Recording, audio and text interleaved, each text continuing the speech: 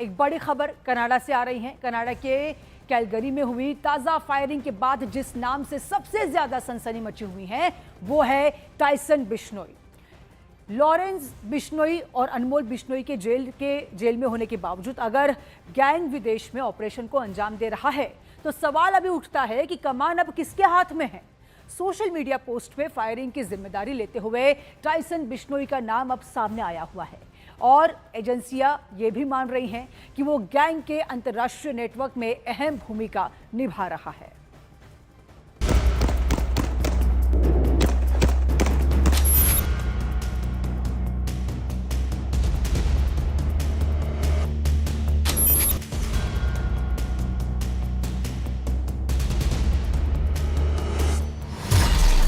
Canada में Lawrence gang का नया कांड।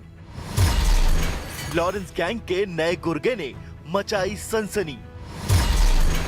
लॉरेंस के अंतर्राष्ट्रीय कॉटेल में टाइसन की एंट्री। कनाडा के कैलगरी में सवाना पार्क में एक घर पर अंधाधुंध फायरिंग की जिम्मेदारी लॉरेंस बिश्नोई गैंग ने सोशल मीडिया पोस्ट के जरिए ली, जिसमें लवजीत संधू उर्फ लाली के घर पर हुई फायरिंग की जिम्मेदारी आरजू बिश्नोई, शुभम लोनकर और टाइसन बिश्नोई ने ली। पोस्ट में खुली धमकी देते हुए इसे ट्रेलर बताया गया और आगे और बड़े हमले की चेतावनी दी गई। लेकिन इस वारदात की जिम्मेदारी लेने वाले इस पोस्ट में एक नाम हर किसी को चौंका रहा है। इस वारदात के साथ एक नया नाम उभर कर सामने आया है, टाइसन बिश्नोई, जिसे गैंग के विदेशी नेटवर्क का सक्रिय चेहरा माना जा रहा है। कौन है टाइसन बिश्नोई?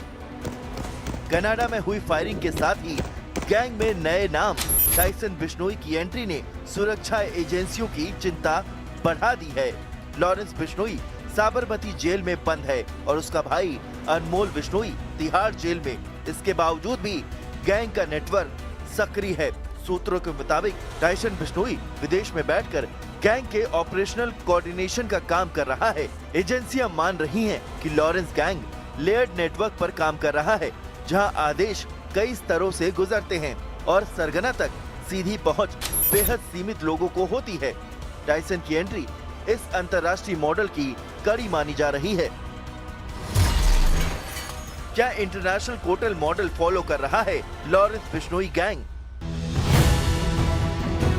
जांच के दायरे में सवाल ये भी है कि क्या ये सिंडिकेट मेक्सिको के सिनोलिया कार्टेल अंतर्राष्ट्रीय गिरोह MS-13 और बाइकर नेटवर्क हेल्स एंजल की तर्ज पर काम कर रहा है। फ्रेंचाइजी जैसा ढांचा यानी अलग अलग देशों में छोटे मॉडल्स, रिमोट कंट्रोल ऑपरेशन यानी जेल या विदेशी ठिकानों से निर्देश, सोशल मीडिया ब्रांडिंग यानी अपनी आक्रामक छवि के जरिए गैंग में नए मेंबर्स की भर्ती करना और फंडिंग के लिए डिजिटल पेमेंट, क्रिप्टो और हवाला का चैनल इस्तेमाल करना। लॉरेंस गैंग इन सभी पैतरों का इस्तेमाल खौफ फैलाने के लिए कर रहा है। टाइसन बिश्नोई की एंट्री इस बात का संकेत मानी जा रही है कि गैंग कथित तौर पर मल्टी कंट्री ऑपरेशन की ओर बढ़ चुका है। ये कहानी किसी क्राइम वेब सीरीज जैसी लग सकती है, लेकिन एजेंसियों के लिए ये एक वास्तविक और गंभीर चुनौती है, जहां अपराध का ब्रांड सरगना से बड़ा होता जा रहा है और संगठित अपराध की दुनिया पूरी तरह डिजिटल और ग्लोबल रूप ले चुकी है।